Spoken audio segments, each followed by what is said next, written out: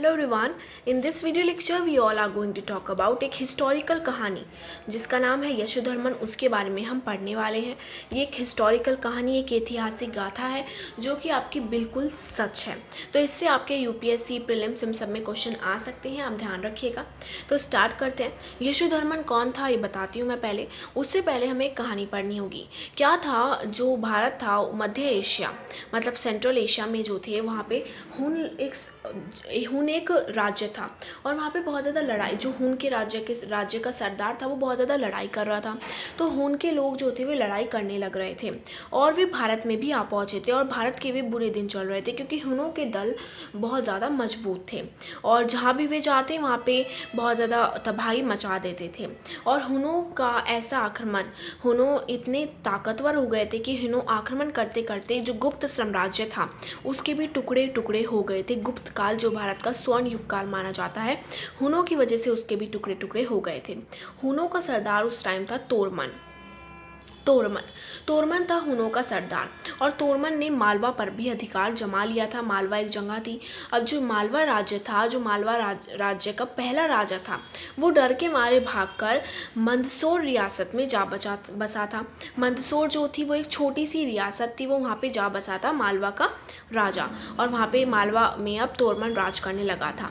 अब तोरमन गद्दी पे बैठा। तोरमन के बढ़ने के बाद उसका बेटा मिहिरगुल गद्दी पर बैठा और मिहिरगुल जो था वो बिल्कुल अपने बाप से भी ऊपर था। मतलब तोरमन जो था वो तो बहुत अत्याचारी था ही, बट मिहिरगुल उससे भी ज़्यादा अत्याचारी था। मालवा के राजा का भी एक लड़का हो गया था उस टाइम तक और मालवा के राजा का लड़का का नाम था यशोधर्मन। यशोधर्मन एक बहुत ही गुणी महत्वाकांक्षी लड़का था और वो चाहता था कि जो राज्य उनका उनसे हड़प लिया गया है वो उसे वापस लाना चाहता था। वो एक ऐसे राज्य की स्थापना करना चाहता था जहाँ देशवासी चैन से रहें, अमन से रहें और खुशहाल होकर रहें। यशोधर्मन 16 वर्ष का भी नहीं हुआ था और उसका मन कर रहा था कि वो कुछ कर जाए। वो देखना चाहता था लोग मिहिरगुल के राज्य में कैसे रह रहे हैं, लोगों का खान पान कैसे हो रहा है, लोग कैसे जी रहे हैं। वो ये सब चीज़ें देखना चाहता था। वह चाहता था कि वह पता करे कि उसकी प्रजा क्या चाहती है, लोग क्या चाहते हैं। तो इसलिए उसने अपने पिता से आज्ञा ली और वह कुछ अपने बेस्ट फ्रेंड्स के साथ सैर पे निकल गया और वो लंबी यात्रा पे निकले थे बहुत। तो रास्ते में भी बहुत सारे घने जंगलों से गुजरते, ऊंचे ऊंचे पर्वतों से गुजरते, वे नदियों को पार करते। बीच बीच में उन्हें बहुत सारे गाँव को देखा, नगरों को देखा और कभी कभी उनकी डाकुओं से, चोरों से भी लड़ाई वड़ाई हो जाती थी। कभी वे यात्री बनकर किसी गरीब के घर में रहते या फिर कभी वे राजमहलों में मेहमान बन के रहते थे। कौन? यशोधर्मन और उसके मित्र। एक दिन मथुरा के पास एक घने जंगल से गुजरते समय यशोधर्मन जो था उसने एक सुअर को देखा। वो उसके शिकार पे निकल गया, बट सुअर इतनी तेजी से भागा कि उसका शिकार करते करते जो यशोधर्मन था वो अपने दोस्तों से अलग हो गया और उसे बहुत प्यास भी लगी थी। तो उसने एक नदी देखी, तो वो नदी में पानी पीने गया, पर जो नदी था उसका जो पानी था वो इतनी तेज बह रहा था, नदी का बहाव इतनी तेज था कि यशोधर्मन उसमें बह गया नदी में और वो नदी में बहता बहता बेहोश हो गया। ओके, नदी का पानी वो पीने गया था तब वो बेहोश हो गया था क्योंकि नदी का बहाव जो था वो बहुत ज़्यादा तेज था। राजकुमार के कदम डगमगा गए थे, इसलिए वह नदी में गिर गया और तैर भी नहीं पाया। वो उसे तैरना आता था बट वो तैरने भी नहीं पाया और अब वह डूबने ही वाला था। नदी किनारे चट्टान पर खड़ी एक लड़की पानी भर रही थी। तो वो लड़की थी, उसने यशोधर्मन को देखा और उसने यशोधर्मन के कपड़े खींचकर उसे नदी से बाहर निकाला। यशोधर्मन बेहोश हो चुका था मगर जो लड़की थी उसने उसकी बहुत ज़्यादा सेवा करी और यशोधर्मन को धीरे धीरे होश आ गया। जो यशोधर्मन था उसने अपनी आंखें खोली और उस लड़की को देखा और जिसने उसकी जान बचाई और उसे कहा कि तुम कौन हो, तुम्हारा नाम क्या है। तो वो लड़की बोली, मेरा नाम मल्लिका है, मैं यहीं पास में ही रहती हूँ, मेरे पापा एक पंडित हैं, मैं ब्राह्मण कन्या हूँ। तो यशोधर्मन कहता है, तुमने मेरी जान बचाई है, मैं तुमसे शादी करना चाहती हूँ, विल यू मैरी मी। तो लड़की कहती है, क्या कहती है लड़की कहती है कि पॉसिबल नहीं है, ये क्यों नहीं हो सकता, क्योंकि क्या है कि मैं एक ब्राह्मण कन्या हूँ, मेरे पापा पुजारी हैं और आप एक क्षत्रिय हो, तो ये मुश्किल होगा कि एक क्षत्रिय ब्राह्मण कन्या से विवाह करे। तो इसलिए मैं आपकी बहन बन के रह सकती हूँ बट हमारी शादी होना मुश्किल है। तो यशोधर्मन बहुत खुश हुआ। उसने ऐसा नहीं देखा था कि उसने कहा लड़की को कि चलो तुम्हें और कुछ चाहिए तो तुम मांग लो। लड़की ने कहा नहीं, मुझे कुछ नहीं चाहिए। ये बात सुनकर यशोधर्मन बहुत ज़्यादा ही खुश हुआ और फिर यशोधर्मन ने कहा कि ठीक है तुम मेरी बहन हो बट मैं तुम्हें अपनी ये हीरे की अंगूठी दे के जा रहा हूँ। कभी भी अगर तुम्हें मुसीबत में हो तो ये हीरे की अंगूठी मेरे पास पहुँचा देना, मैं समझ जाऊँगा कि तुम मुसीबत में हो। और फिर जो लड़की थी उसने वो अंगूठी ले ली, मल्लिका ने वो अंगूठी ले ली और मल्लिका मुस्कुराई और अपने राजकुमार भाई की यादगार में उसने वह अंगूठी ले ली। बहुत साल बीत गए, कई वर्ष बीत गए। हुनों का सरदार जो था मेहरगुल, वो बहुत ज़्यादा अत्याचारी होता जा रहा था। देश भर में लड़ाइयाँ होने लग रही थी। उसके जुल्म को रोकने वाला कोई भी नहीं था। एक दिन उसने मथुरा पर भी आक्रमण कर दिया, जहाँ पे मल्लिका रहती थी। मल्लिका मथुरा में रहती थी, तो वहाँ भी उसने आक्रमण कर दिया और मल्लिका के और उसके पति को और उसके बच्चे को बंदी बना लिया। उन्होंने मल्लिका को कहा कि अगर तुम अपना बेटा हमें सेना में जोड़ने के लिए दे दोगे तो हम तुम्हें छोड़ देंगे, बट मल्लिका और उसका पति ये बात मानने को राजी ही नहीं था। उन्होंने मना कर दिया कि नहीं, हम ऐसा नहीं कहेंगे। इस बात पे उन्हें कैदखाने में डाल दिया गया और उन्हें बहुत ज़्यादा कष्ट दिया जाने लगा।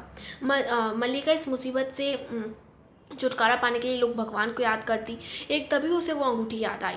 उसने सोचा कि ये अंगूठी अगर मैं उसके यशोधर्मन के पास पहुंचाती हूँ तो क्या वो आएगा। वो सोचने लगी कि कहीं क्या उसे ये अंगूठी याद होगी, क्या वो इसे भूल गया होगा। उसे कुछ समझ नहीं आ रहा था, तो वो सोचने लगी अभी अंगूठी मैं उसके राजकुमार के पास कैसे पहुँचाऊँ।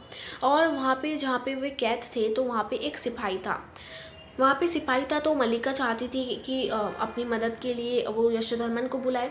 तो हुनों के सैनिकों में से एक सैनिक मल्लिका का एहसानमंद था, क्योंकि एक बार जब वो सैनिक घायल हो गया था तो मल्लिका ने उसकी जान बचाई थी। तो इसलिए जो जो सैनिक था वो मल्लिका और उसके पति को फल फ्रूट दे जाया करता था ताकि वे जिंदा रहें। तो मल्लिका ने उस सैनिक से कहा कि आप ये अंगूठी पहुंचा देना, लेकिन सैनिक मान नहीं रहा था। लेकिन बाद में जब मल्लिका बार बार कहती रही तो वो सैनिक मान गया। उस समय यशोधर्मन भी राजाओं के साथ बातचीत में लगा रहता था कि मेहरगुल पर क्या करें, आप वो करें, हमला करें ना करें। तो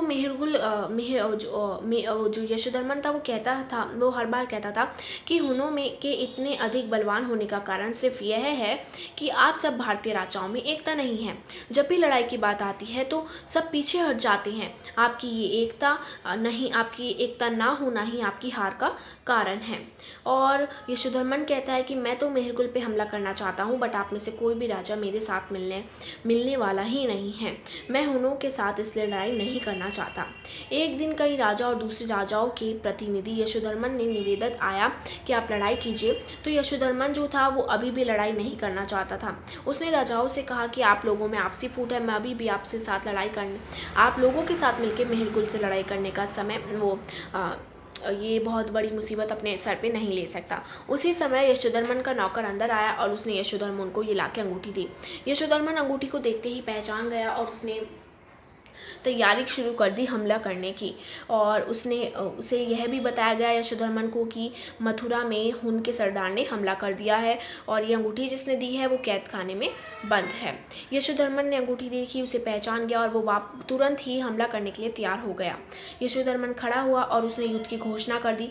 उसने अपनी सेना को तैयार करा, हुक्म दिया और कुछ भी न सोचे समझे आक्रमण कर दिया।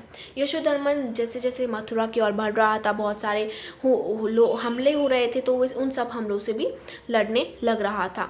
तुरंत वह मथुरा चल पड़ा था, पर मथुरा पहुंचने में उसको कई दिन लग गए थे, क्योंकि बीच में बहुत सारे हमले हो रहे थे, तो उन सब से भी उसको जीतना पड़ रहा था। और जब तक वह मथुरा पहुंचा तब तक मल्लिका जो थी वो मर गई थी, उसका देहांत हो गया था।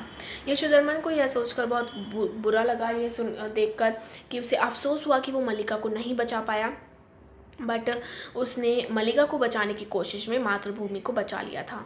तो ये था यशोधर्मन, जिसने इतने साहस दिखाया, इतना हम कह सकते हैं करेज दिखाया। सो ये थी आपकी ऐतिहासिक कहानी यशोधर्मन के बारे में। I hope you all understand it. Thank you.